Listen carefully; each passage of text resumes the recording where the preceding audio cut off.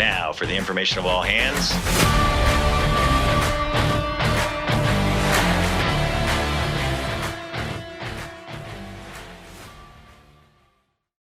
Welcome to episode 4 of the 1MC with Master Chief Petty Officer of the Coast Guard, Jason Vanderheyden. I'm your host, Chief Crystalline Neen, and today we have two very special guests. We are talking to Captain John Driscoll, Chief of Cutter Forces, and Lieutenant Commander Ashley Green, the Float Workforce Manager. Go ahead, Master Chief. So, Captain, Commander, thank you for being here. You know, when I got to headquarters a few years ago, I had a lot to learn, but one of the things I learned pretty quickly was that CG7 is one of the most important organizations that we have in the Coast Guard. That's where really all the requirements, kind of all of why we do what we do and how we do it is developed. It's kind of the starting point for Coast Guard operations and how we're going to meet Coast Guard operations. And then within CG7, there is the Directorate, Boat Forces, Cutter Forces, Aviation Forces, deployable, the specialized forces folks, and cyber. Now we have C4IT kind of requirements and then cyber requirements. But 751, the heart of the service really is our Cutter Forces, and cutters are critical to what we do, all our missions of the Coast Guard, all that we do. So it only makes sense that we bring in Captain Driscoll, who is Cutter Forces. He's kind of the head cutterman of the Coast Guard, and we have Commander Green on to talk about some of the work that she's doing and other work that's going on inside Cutter Forces. So that's kind of the background of how the CG7 Cutter Forces is set up, and there's a lot going on, and I can't wait to really talk about all the cool stuff that's going on with Captain Driscoll and Commander Green. So with that, I've kind of hit on where Cutter Forces lies. Captain, can you talk a little bit about what the Office of Cutter Forces is all about? Hey, thanks, Master Chief. Yeah, so the Office of Cutter Forces sits within CG7 Enterprise, and they're primarily looking at cutter capabilities and requirements, but really, more than that, they're the advocate for the cuttermen, or for the cutter fleet. And so it kind of crosses from what's maybe written down on the paper, what the office does, and then what they really do, which is anything that comes out, personnel policy, anything that could touch a cutterman. I think the office is looking at that and making sure we're doing it for the right reasons. And I think you've probably over the years have been contacted by my predecessor, Captain Devanzo, and even I've already been hitting up Master Chief Bushy and with you a couple times on issues that have come up and said, hey, this doesn't look right. Are we doing this for the right reason? And so it transcends just what the office is designed to do, which is look at capabilities and requirements, works on cutter policies, navigation policies, all those kind of things, but also looking at how does what's happening in the Coast Guard affect our people that are afloat? Because if we aren't advocating it for, who is? Right. Really. No, you do a fantastic job. There's nobody with more street cred than you, Captain Driscoll, for cuttermen. You've commanded cutters and served on cutters at all levels, and just really thankful for your leadership at Cutter Forces. One of the advocacy kind of entities that we stood up is the Sea-Duty Readiness Council, and we've got Commander Green on, and a lot of really smart people that make up this Sea-Duty Readiness Council to make sure that our cuttermen really are ready to do the mission of the Coast Guard, and that's a standing organization, not something that just meets occasionally or whatever. That is a standing group of really professional folks that do nothing but, as you said, sir, advocate for our people. Can you talk about that? It's really interesting because this is my third tour at headquarters. Having the attention that the senior flag officers and you are given to the issue is really important, and having a standing group, this council, Sea-Duty Readiness Council, as the champion for making improvements in the cutter fleet is, I think, just one of the most fascinating things that I've seen, and it also reflects the importance that our senior leaders place on the folks that are going to sea. Yes, sir. And making sure that the ships, the people, and the mission is all being looked after. And there's some big things that need to happen to make that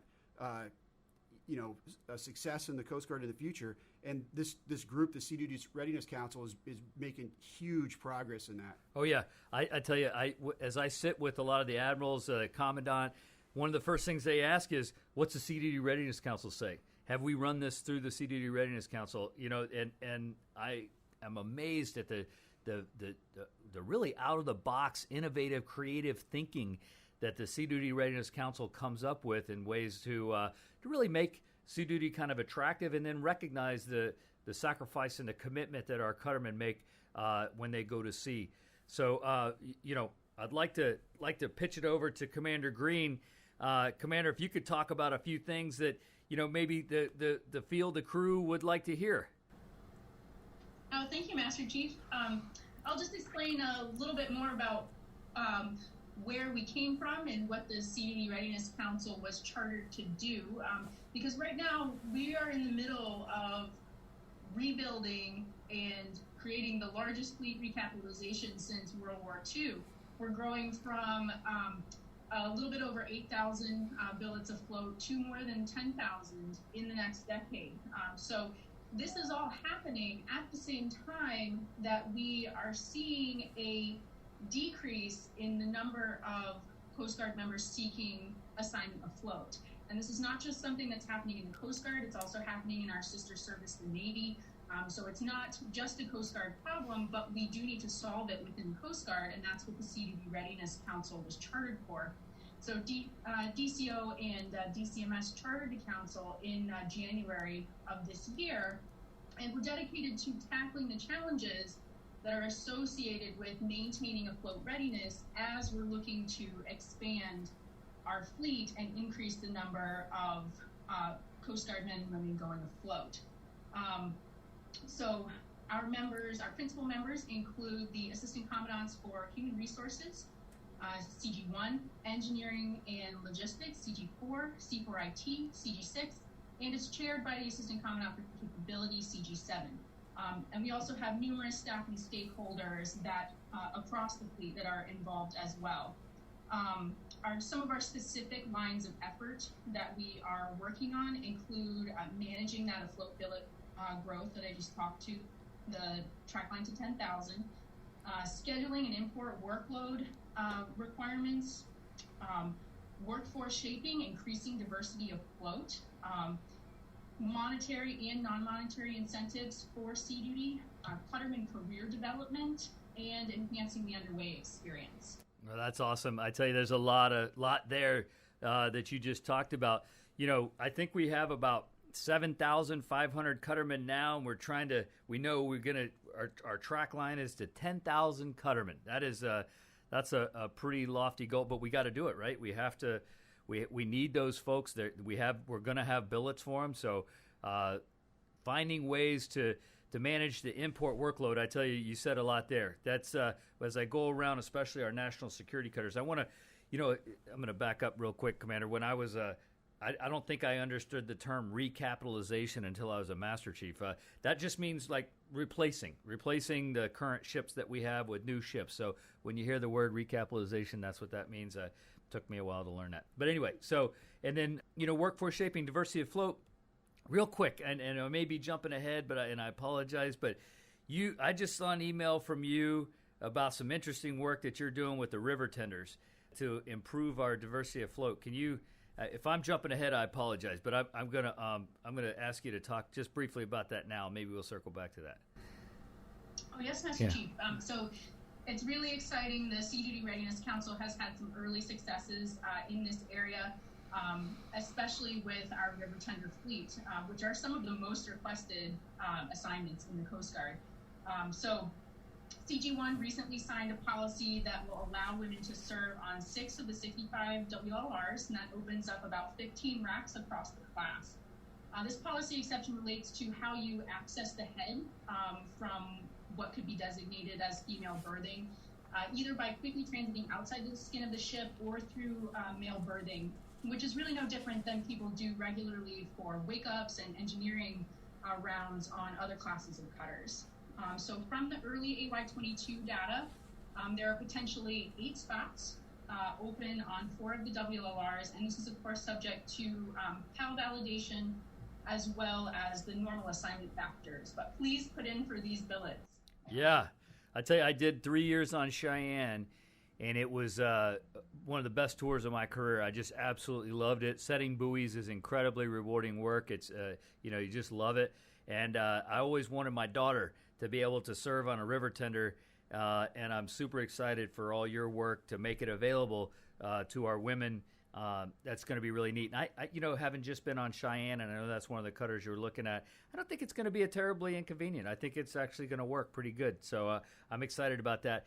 And then you talked about monetary and non-monetary incentives for Sea-Duty, and I think that's important to talk about too. We can't, I wish we had unlimited checkbook that we could just keep writing, bigger checks to people, because I do feel like cuttermen need to, be able to take care of their families while they're underway, and anytime we can get a little more money in their pocket, that's a good thing. But it's not always about, money. There's some other things. But at the end of the day, this is the Sea-Duty Readiness Council, and so there's a little bit of a difference between readiness and attractiveness. And I want to be sure that, when our audience and our crews recognize that we're really focusing on readiness, and if we improve our readiness, hopefully that also makes them more attractive. Captain, can you talk a little bit about the difference between readiness and attractiveness? Yeah, Master Chief, thanks. As you were talking about it, I kind of, you could talk about monetary incentives, but at the end of the day, what keeps people going back to sea is it's got to be rewarding, Yes, sir. And Yes, if it's monotonous, or if it's something that is just detestable conditions or bad command climate that could happen anywhere, you're not going to want to go back to sea. But the thing that makes it different and makes it attractive is the variety of the things you get to do and the places you get to see. That's right. 22 years ago, I was ops on Midget. And 22 years ago today, I got underway on June 18th and sailed to the Persian Gulf on Midget with the USS Constellation Battle Group. I was the operations officer. And on that trip, we went to Hawaii, we went to Hong Kong, we had a port call in Hong Kong, we went to Korea, we went to Bahrain, Saudi Arabia, Oman, Thailand, Malaysia. I have never, that has been in the forefront of my mind my whole career. And the things I learned about going to sea and about, having that experience was fantastic. And I've always wanted to keep doing that. It's fun going overseas and seeing things. I've certainly done my share of drug ops and time in the Bering Sea, but the variety of things that you get to do afloat are just fantastic. One of the other things, it's professionally rewarding too. So before I was on Midget, I was an OIC of a lead ed, and back in the day, before we had MEs, we had different ratings as on lead eds, and so we had bosun mates and MKs and quartermasters and a couple other ratings here and there. But I was with my team, and we were down in the Caribbean, and MK3 was studying for his service wide, and he was just distraught because he was trying to get ready to take his service wide to advance to MK2, but he didn't have any Coast Guard equipment to look at. Right. Even though he was on a ship and he was working with the Navy on some of the diesel engines on the PC, it wasn't quite the same. He didn't have any gas turbines on the ship that we were on, and so he was out of rate. Yet when I was, in the last few tours I've had, when I've been afloat on cutters, our folks are in rate, and it is the best chance to advance that they could have in their career is being on a ship, and so it's professionally rewarding, and I think that's what's attractive about it. You get to see things, you get to go do. There's a variety involved, but you're in your rating. And you're doing the things that make a difference in your advancement. You get points for sea time, you get those kind of things, but you're really in your rating. Oh yeah. And the earlier you do it, the better. I totally agree. It's fast. I love hearing those memories 20 years ago are still that fresh in your mind. So I could tell going to sea, very rewarding. I totally agree with you. I could recall patrols doing the same thing. It's just it's funny. I wish you could see Captain Driscoll. He's just like on fire, talking about something that happened 20 years ago. That's what going to sea does. I for remember you. Because it was June 18th to December 18th, and we came back in December 18th of 1999, and I know you were in the Coast Guard then. Yes, sir. And the entire Coast Guard was on alert for the change from 1999 to 2000, the Y2K change. Right. And no one was allowed leave on any of the cutters during that change because they thought the cutters were going to blow up or something. Except Coast Guard Cutter Midget, we were on mandatory stand down from PAC area. And we were the only ship in PAC area that was not only allowed leave, we were required not to be underway and not to be ready. And it was fantastic because we had done our time at sea. We came back and we got rewarded for the performance of crew dead, and we were given the time down to be with our families. And I think that's important, that while you're underway, you're able to execute mission, to go see things, to have that variety. But when you're in port, we need to focus on the families. Sure. And that's that thing that I think you brought up earlier about the import workload. Right. And I lived it on Berthoff in my last afloat tour when I was CO, and it's a real thing. Yeah. It's a big deal. I know, and so as we talk about, Commander Green, as we talk about the difference between readiness and attractiveness, can you share a little bit about what the problem set is between the difference of readiness and attractiveness? Yes, Master Chief. So when we're trying to describe the problem set, the term attractiveness is really just too narrow in scope, and it really doesn't address the support issues and the career perceptions, which are also really central to our afloat retention challenges. Cutter Forces did an EPM desirability study last year, and in that study we found that our larger cutters were among the least requested assignments in the Coast Guard. And this study was done for all billets, not just afloat billets. So this was our larger cutters being the least requested. But yet, like Captain said, there are things about these cutters that are still extremely attractive to people. The sea pay, the mission set, the worldwide port calls, the immersive experience in your qualifications and your rate-specific work. That's another reason why attractiveness is really the wrong descriptor for what we are trying to solve here. Because on the other hand, some of our smaller cutters, especially 175 and below, we found in this study are some of the most requested assignments in the Coast Guard. So if we just look through the lens of attractiveness, we're missing a lot. There's a lot more going on here. Work-life balance. When I was putting in my e-resumes or dream sheets or whatever they are, were back in the day, the one billet that my wife didn't like a lot was the patrol boat, because she never knew if I was going to be here or gone. Right. And I was constantly coming into port, leaving, coming into port, leaving. I was on Nantucket, Matagorda, and Key West, and it was the one that was the most disruptive to our family life. But she really liked when I was on the larger cutters because it was predictable, and she could get the kids into a routine, Sure. into a rhythm, and it actually was easier for her when I was on the larger ship. It's counterintuitive, but as I went through my career, I was asked people about it, and they had the same thing. Do you have similar? Absolutely. When you can plan out family vacations and you can plan out, when you're going to be in, when you're not going to be in, it actually makes it a little bit easier than having your schedule built kind of month to month, and you're being in Bravo status and not knowing whether you're going to be in B6 or B12, whatever that. Oh, yeah, absolutely. So, Commander, sorry. Yes. The two old guys keep interrupting you. I'm sorry. Yeah. That's all right. I think that's one of the great things about the cutter fleet is that there really is something for everyone. I'm a black hull cutterman by trade, so that is, like you were discussing, a different stress when you're out more often, but not out as for long as you are when you're on a larger cutter where you're out for longer, but not as many times, as many times throughout the year. So there really is something for every family and every sailor within the cutter fleet.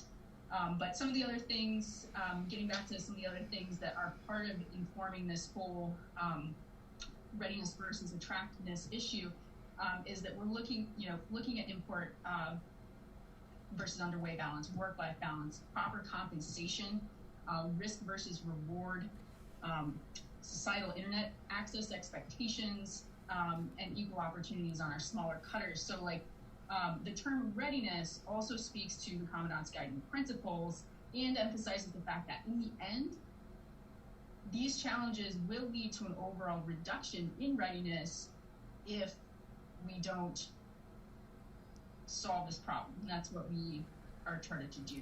Yep. And you're doing a magnificent job. I got to tell you, the ideas, the suggestions, everything coming out of your work, Commander, is a home run. And although some of them may be difficult to implement or maybe take some time, they're all really focused on cutter readiness in mind, and I'm grateful for that. Just keep up the great work. I'll share a story with you. So I was on a Loran station. Normally a cook, you'd go right to sea after graduating from A school, but I went to a Loran station instead. And so when I came back from the Loran station, I went to an air station. So my first time going to sea was actually on a river tender as an E5. River tender, not so much stress. I mean, busy work, very hard, but not so much stress. It's a small crew, all enlisted. It wasn't a big, difficult lift for me going from an air station to the river tender. Then my first time going to sea was as an E6 on a 210, and I was a nervous wreck.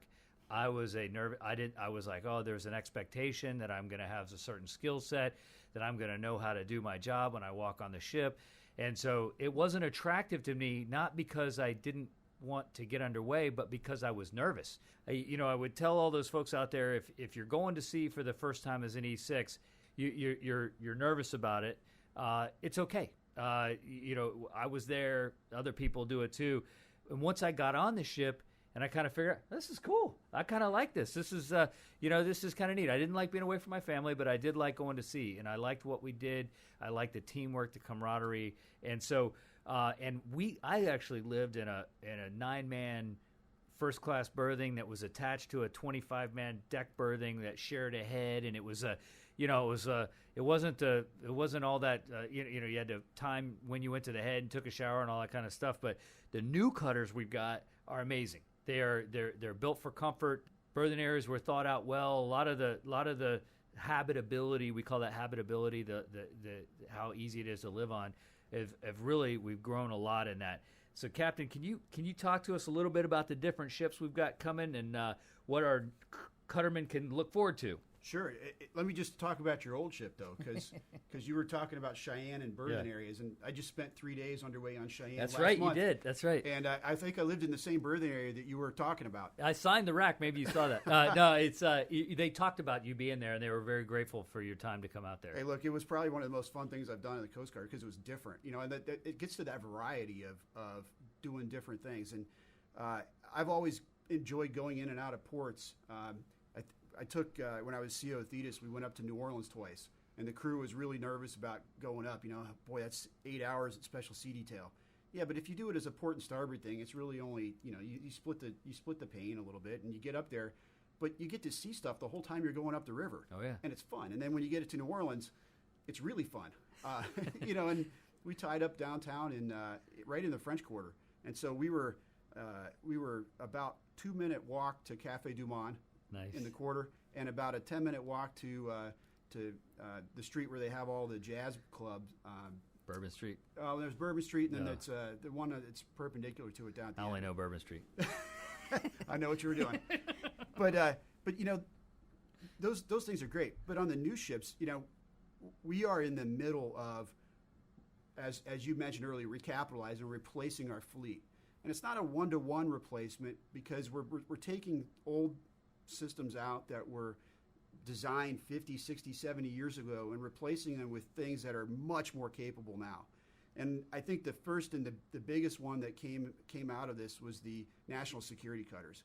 So the 378s were ahead of their time when they were designed in the 60s, but then by the time the last one was decommissioned this year, they had seen their better days and they were getting old.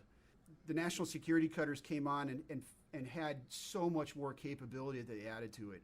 As the CO of Berthoff, we participated in the Rim of the Pacific exercise, I think it's 3 years ago now, which is the world's largest naval exercise. And Berthoff was there, and I had 2 of the U.S. Navy COs come on, and I gave them a tour. And we went into the Combat Information Center on Berthoff, and I showed them our equipment, and it was more advanced than what they had. Wow. And they were on a Navy cruiser and a Navy destroyer. And I'll tell you, just watching their faces, it's like, you guys have this? Yeah, we've got the best stuff. And so what we're able to do now with these ships is equip our crews, for mission success, but with the latest in technology.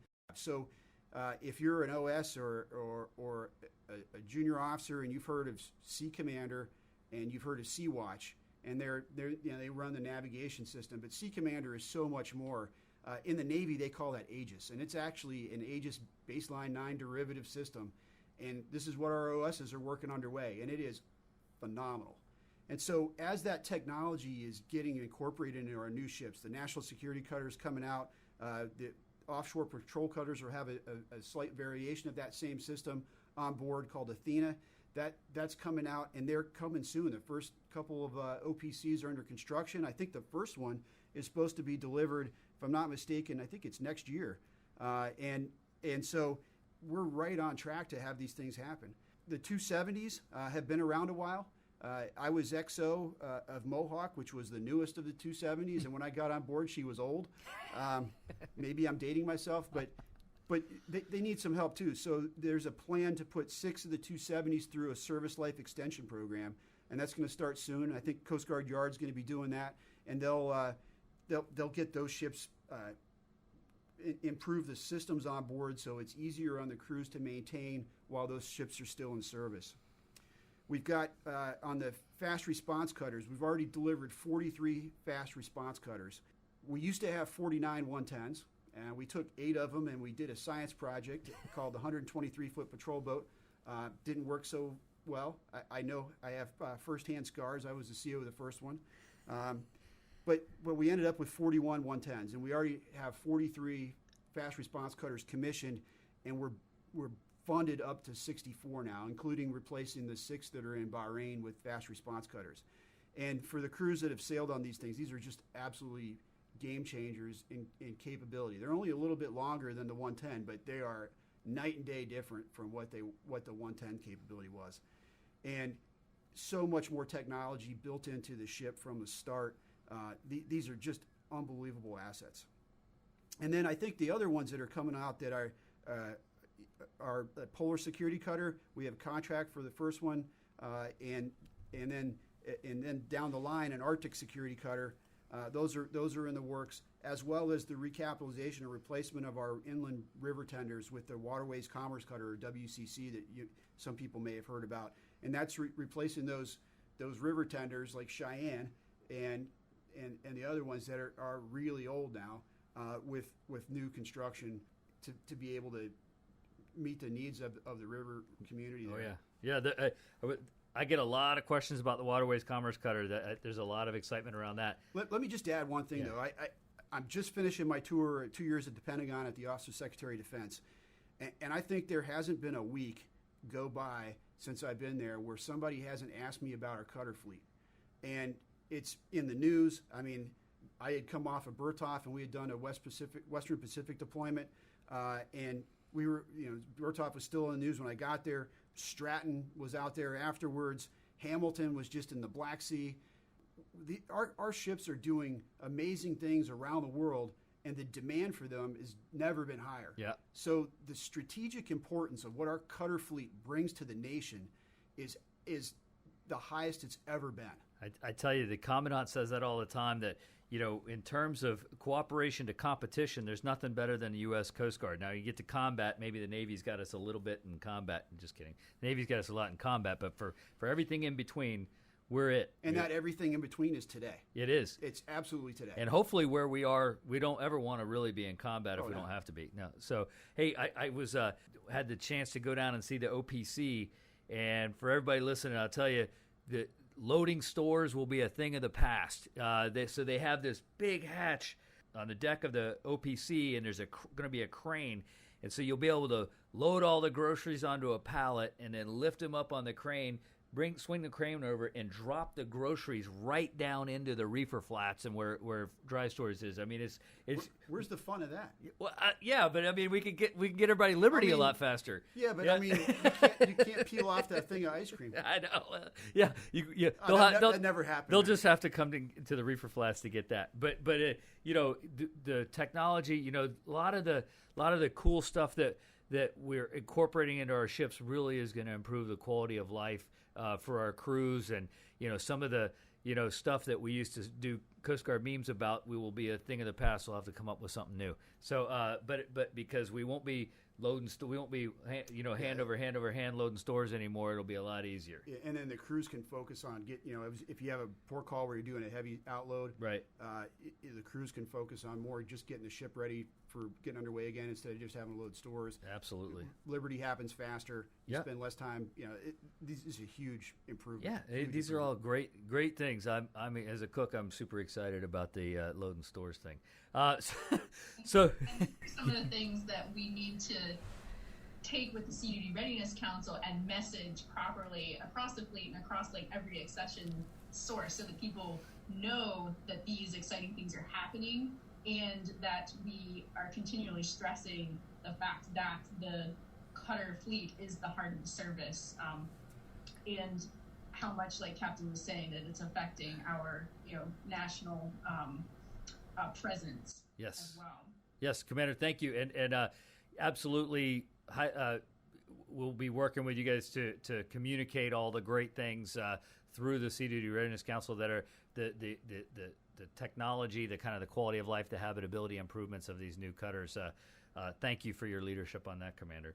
One of the things the Commandant talks a lot about is, kind of geographic stability. How do we create opportunities for folks to kind of plant some roots in a community, maybe do a tour afloat and come back and do a tour ashore, maintaining that, helping to maintain that cutter, and then maybe go back afloat.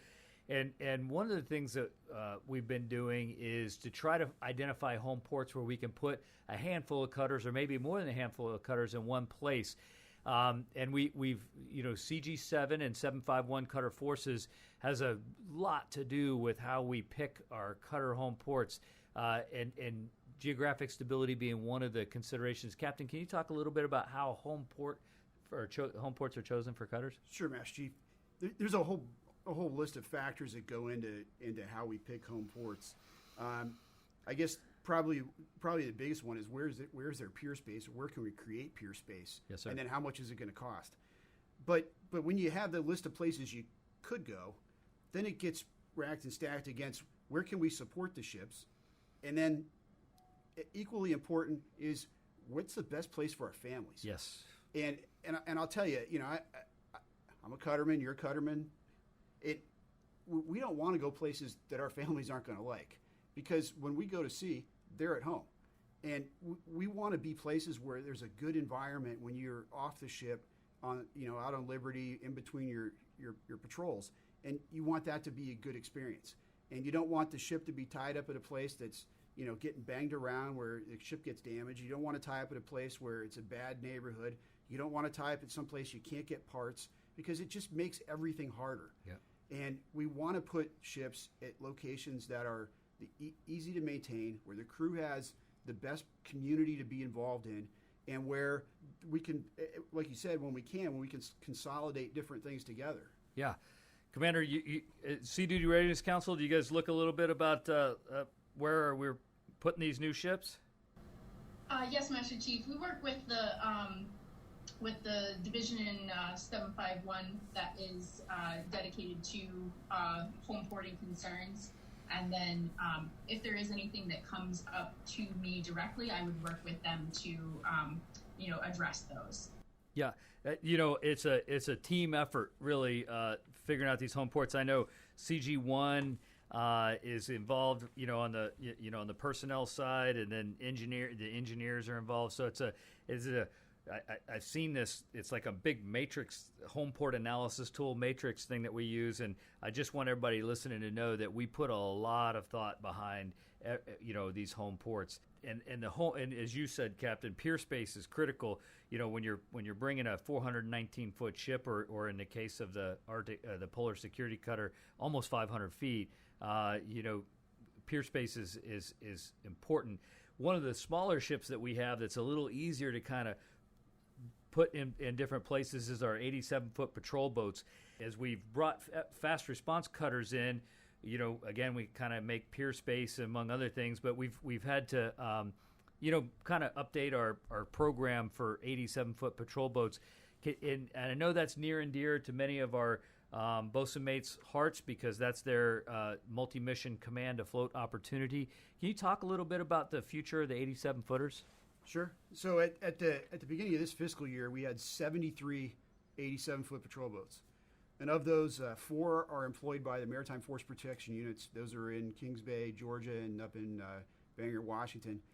And so as we're looking at different budget things, they identified some areas where we could get some cost savings. And I think it gets into, we got FRCs coming on that have more capability, but you can't just look at the cutters, you got to look at the small boats too. So with the RBMs coming online and the 47-foot motor lifeboats, they're much more capable than the boats that they replaced. So the 47s have been around a long time, but they were a game changer from the old 44-foot motor lifeboats. And then, the RBM compared to the 41 is not even in the same ballpark. Right. And so they're much more capable as well. So the Coast Guard identified that we could probably decommission several of the 87s, and let me see. I think we're getting rid of 13? Yes, sir. 87s this in the next couple years, and I know there's a lot of angst about that because there's a loss of opportunity, especially on the bosun mate side for command. But let me just dispel this. So of the 13, eight of them that are going to be decommissioned are Lieutenant JG COs. So we went heavy on the JG side, and we're going to replace those opportunities with some other things for the officers.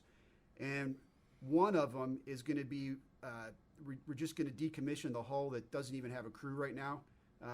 So they're going through the RDAP process, the Recurring Depot Availability Program, and as one 87 goes in, the crew picks up a different one coming out. They're just going to decommission one that's in there, so it's just going to go away. It doesn't have a crew, and so that means that 4 of the bosun mate ships will get decommissioned, and we put the heavy emphasis on the officer side there, but by creating other opportunities for officers as well. Yeah, I know Cutter Forces doesn't want to take away any more cutters. This isn't a want to do thing. This is kind of a need to do, capacity and budget requirements and things like that. But as I talked to the commandant says, I'm an operator, and the last thing I want to do is take away any operational capability. So this isn't a move. We will have 87s from my understanding, and I just want to make sure everybody knows that this isn't we're not like every year going to get rid of more and more 87s. There may be some capacity where the FRCs just are, overtake the capacity, the capability of the 87, but we will have 87s. Commander, you have thoughts on any of this? Right. I'll just emphasize that there are no other 87 decoms planned after the ones in FY 21 and 22, and we are still going to have 30 ships that have Master Chief or Senior Chief Bosun's Mate OANC opportunities. Fantastic. Yeah, that's a great point. Yeah, those opportunities are still there. The other thing is, while we're decommissioning some 87s, we're also, from the officer side, we're bringing more FRCs online. Right. And so we're going to have more FRCs at 64 than we ever had 110s. So we're going to have a net increase, and we're trying to do a little bit of right sizing here. Sure. And speaking of the FRCs and command, I know there's an idea to do some with warrant officers, and we had talked about some enlisted commands, but there's some... There's a couple issues that go into that. Yeah. And one of them is that our FRCs are baked into a lot of the DoD contingency plans, as our major cutters are as well. And so there's a requirement there, for warships to have a commissioned officer as the commanding officer, and it simply gets into the numbers there. And so that's why we've got the officers on the FRCs and also warrant officers.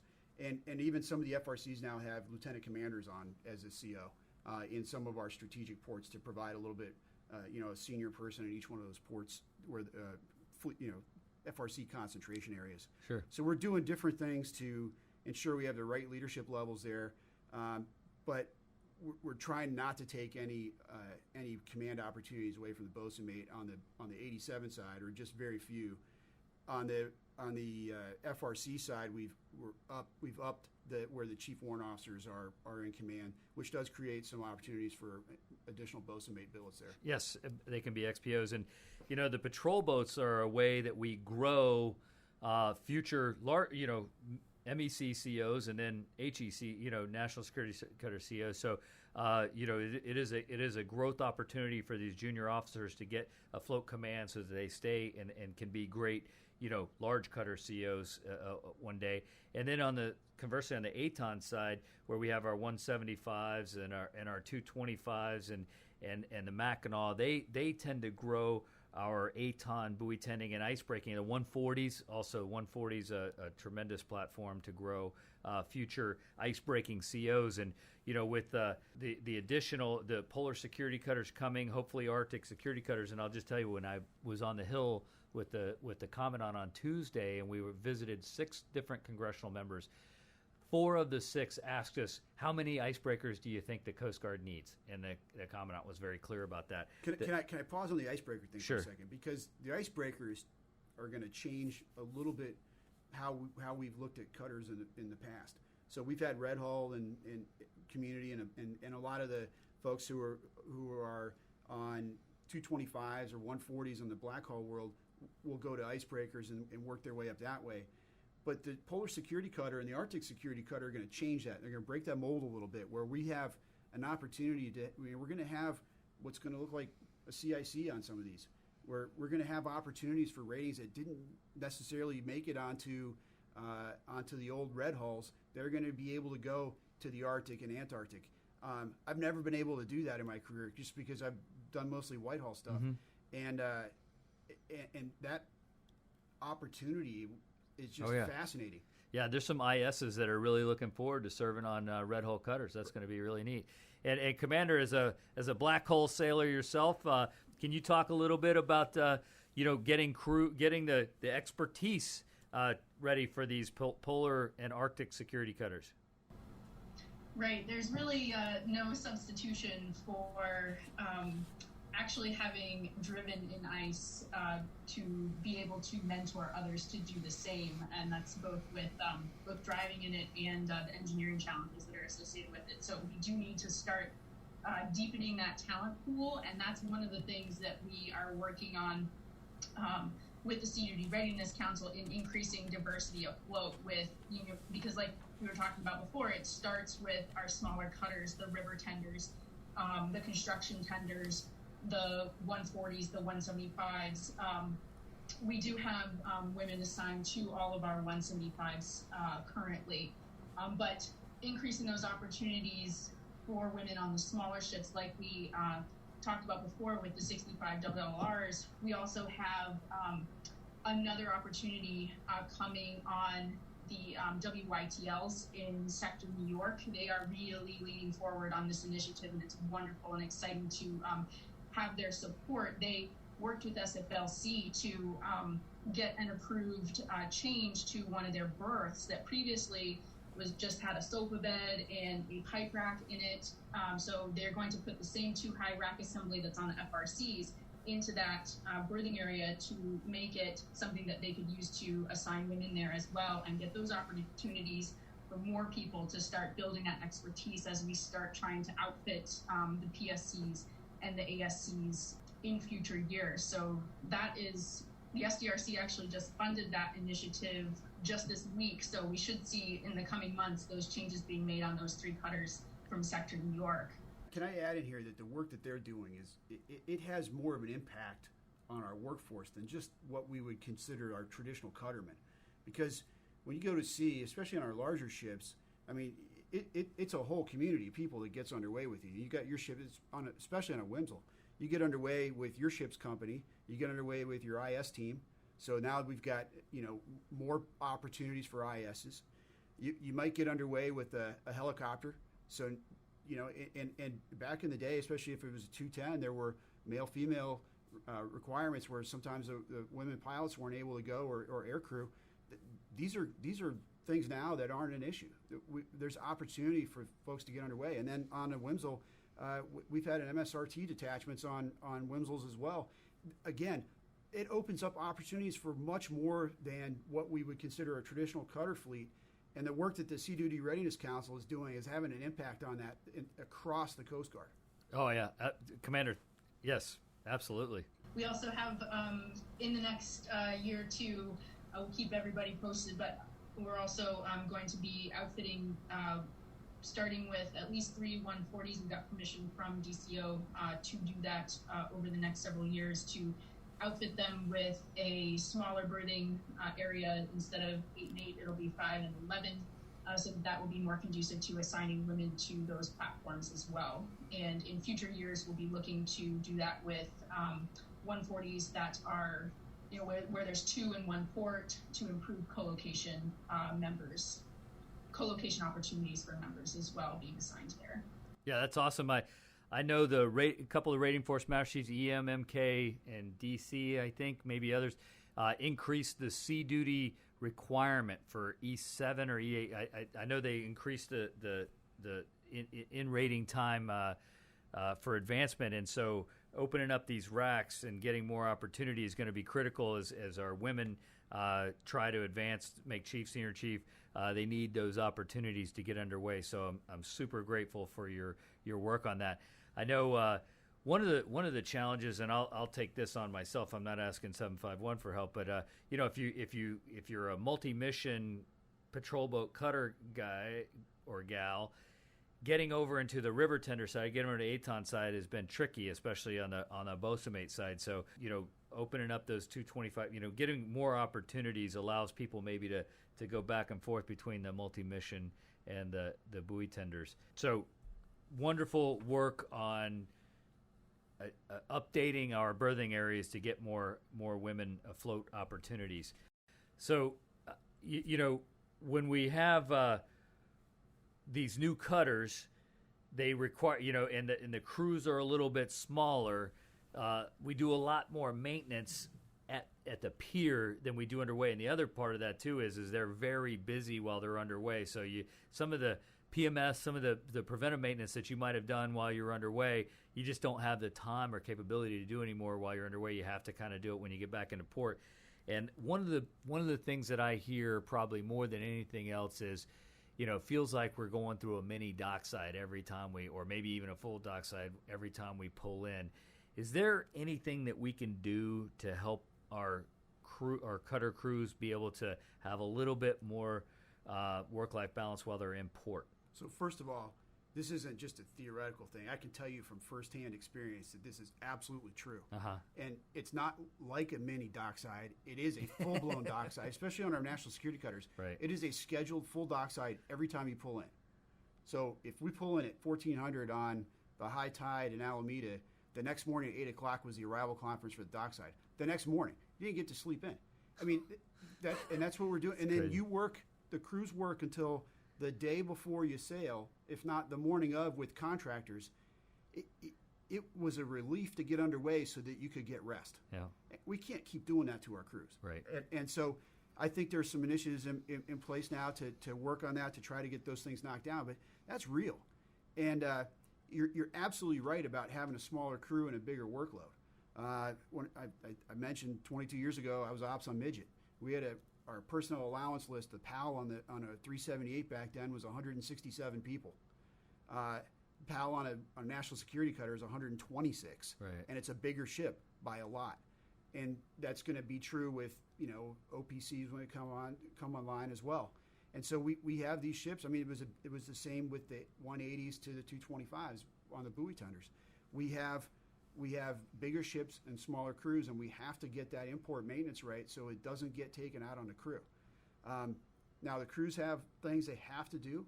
We have to make sure our ships are maintained and that they aren't falling apart.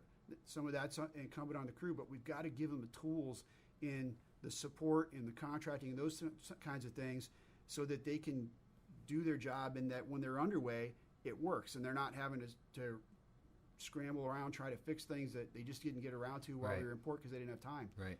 There's a lot that has to go into that. Yeah, Commander, can you talk about a couple things that we can look forward to? Some of the initiatives that you guys are working on. Of course, Master Chief. Yeah. We did get some really heartening information from the FY22 presidential budget the Commandant sent up.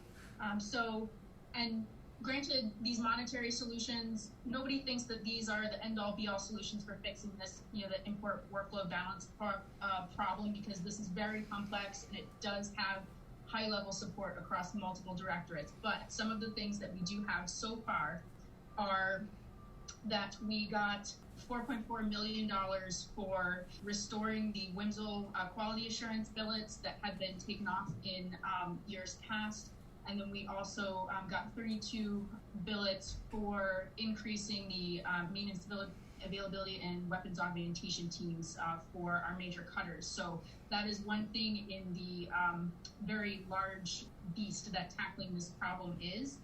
Some other things that happened in that budget is 225 crew right sizing, plussing up all of the crews to 48 people on the POW, which is very important on minimally or optimally manned cutters. And then one of the other things that I thought was really, really encouraging is the surface fleet depot maintenance backlog has been taken up, got almost $54 million to offset those recurring maintenance costs that had been deferred because there wasn't enough money. So now we are going to get that. I was just talking to a Warren Boson CO of 175 a couple weeks ago about how much of a frustration in the fleet this is when depot level maintenance is deferred and cuttermen feel like they are being asked to do dangerous missions and nearshore navigation with cutters that aren't being maintained properly. So it's really good, just really encouraging that we are seeing that come through because that needs to keep happening every year. I tell you, 32 billets, so 32 more billets to help maintain the crews through Matts and Watts. That is a home run, and I want to congratulate you, Commander, because I know you put your heart and soul into to try to get these things on the budget. So thank you. All of this is really in an effort to improve our cutter sustainability, the sustainability, give the crews a little bit more resilience. Maybe, if maybe you don't have to work, 10 hours a day, you can cut you back a little bit, maybe take some leave, some leave while cutters are in port, but to give you some resilience, to build that back and to help with the stamina factor and the fatigue factor. So, really grateful for all the efforts from 751 and the Sea-Duty Readiness Council as they try to support our cutter crews and really ensure that we have a ready cutter fleet. Captain, you want to bring us home with any parting thoughts or anything else that we can look forward to? Sure, Master Chief. One of the hardest things you can do, you talked about, somebody going to sea and what that feels like, that trepidation of going to sea. And the two hardest days you have on the ship are the day you report and the day you leave. Yeah. And when I counsel somebody in the cabin, before they're doing their exit interview with me as a CO, I talk to them and say, hey, one of the hardest things you have on a ship is the day you leave, because you're going from a community of, fill in the size of the ship it is, but on my last ship, so national security cutter, of 126 people in the regular crew. If you had something going on at home that wasn't working right, and you happened to come in at 2:00 in the morning and said hi to the GPOW and went to the mess deck and had a bowl of cereal, nobody even asked you, second guess you or anything. If you wanted to talk to somebody for 3 hours in the middle of the night on the ship, somebody would talk to you. You have just this tremendous network of people that care about you, that care about each other, and it's a community that just doesn't exist. I mean, it exists in other places, but the cutter fleet is the best place that I've ever seen it. Yep. And one of the hardest things you can do is leave a cutter. And look, I was happy to, every time I got transferred off the ship, I was happy, but it was also with a kind of a feeling that it was almost a letdown. And I'll give you an example. When I was ops on Midget, I transferred from Midget to the PAC Area D11 Command Center as a SAR controller back in 2000. And about 3 or 4 months into it, I was standing watch, and it was evening, and I just thought to myself, what's going on here? It just doesn't seem fun. I love the SAR work. I love doing all that, but miss the people. Right. And having the wardroom as an officer, or having the chief's mess or the first class mess or the mess deck or whatever that is, that camaraderie that you have as shipmates just isn't duplicated anywhere else. And what we have to do is to look out. You're talking about 10,000 people afloat in the future. it's really, we have to watch out for those people when they come off the ship too, because we need to make sure they're going to places where they can get that rest, they can get their batteries recharged, they can do those things, and their families are taken care of. Master Chief knows I've hit him up a few times over the last couple years when, DOD will come out with a new family program, and we're not really represented well in the Coast Guard in there. And I'm constantly pinging him on it. Yep. And one of the things I pinged Master Chief Bushy on a couple weeks ago, maybe it was a couple months ago now, was this, the Enlisted Person of the Year message came out. And not a single person on a cutter on there. What's going on there? Well, I'll throw it down. Okay. Come on, Master Chief. And so the way the process works is the cutters go through the district, their district geography. And, that's part of the challenge of being on a large cutter. On a cutter is you're busy. And, sometimes on a cutter, you're so busy, it's hard to recognize people properly, until they are ready to leave the ship. And then we give them a great award when they leave the ship. And, I can't speak for each district and what the nominees look like for each district, but I will say that is something that's difficult with being on a cutter. Is you just get so busy, we don't take the time to recognize the high performers, maybe like we would if we had more time, like when we're ashore. So we'll look into that. I promise you.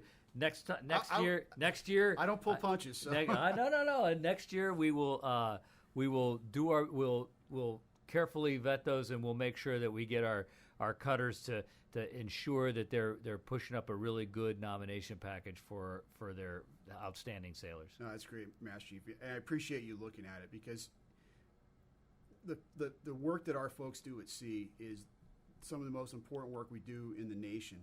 And like I told you, with the importance that the nation places on the cutter fleet right now, especially in competition with China and Russia, right? And that competition it's below. It's where we aren't in crisis and conflict. It's the everyday, the day-to-day things that we're doing. That's where our cutter fleet excels, and that's where we're needed the most. And so we have never had a time in my career where the cutter fleet is so important to the nation that it is now. We have new ships coming out. We've got new technology coming out. We've got skill sets that you can best be done at sea. It's a great time to be at sea. And what we need to do with the Sea-Duty Readiness Council, what I need to do, and what we're going to work together on, is to make it a better place to be at sea, to look out for the people so they're looked out after when they're at sea, their families are looked out at home, and that when they come off the ship, they get their batteries recharged, they get a break, and then that we work on their professional training and education so the next time they go back to sea, hopefully as a senior petty officer, as a chief, as a department head, as an XO or CO, they're ready to lead at that next higher level. And we need to constantly keep developing our workforce. And I think that there's a good, go to sea, come ashore, get rested, get trained, education, and then back to sea again, I think is really what we need to be focusing on. Yeah. Well, I can tell you, the Cuttermen couldn't have a better advocate in Cutter Forces than you, Captain Driscoll. Thank you very much. Commander Green, thank you for all your hard work. You're behind the scenes, but hopefully this podcast kind of puts you front and center for the effort on the Sea-Duty Readiness Council and your effort to improve quality of life and opportunities at sea for everybody. Master Chief, could I just, sorry, I wanted to know if I could do one more quick foot stomper. Hey, please, women, if you're listening to this, please put in for the 65 WLRs, the YTLs, these are available to you. The 140s will be coming along soon. And then if the Sea-Duty Readiness Council is sending out surveys asking for what you are most concerned about in the fleet, please answer them so that we can get actionable data to make your lives change. And then also please to just, if you have ideas outside of that, I'm in Global, hit me up so that we can, because we want to hear from people. Cool. I want to thank both of you for your time. It's an honor to have you here today. As a Cutterman myself, I'm thrilled with your advocacy. If you can't tell, Captain Driscoll's passionate about his cutter fleet. So look out for more from the Sea-Duty Readiness Council. They are constantly pushing up ideas, and we're gonna continue to improve life at sea. So thank you both. Thanks, Master Chief. Thanks. Thank you, Master Chief.